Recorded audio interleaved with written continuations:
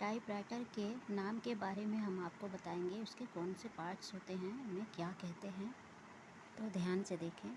ये है thumb while, जो हाथ से पेपर लगाने के बाद घुमाते हैं, उसे थंब वाइल कहते हैं। नंबर 2, टाइप बार, बटन जिस पे अक्षर होते हैं उसे टाइप बार कहते हैं। Number 3, space bar, space bar.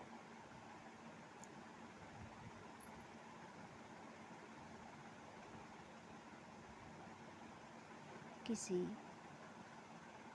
Word के बाद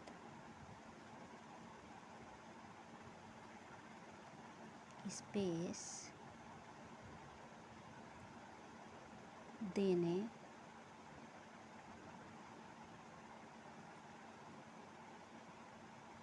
को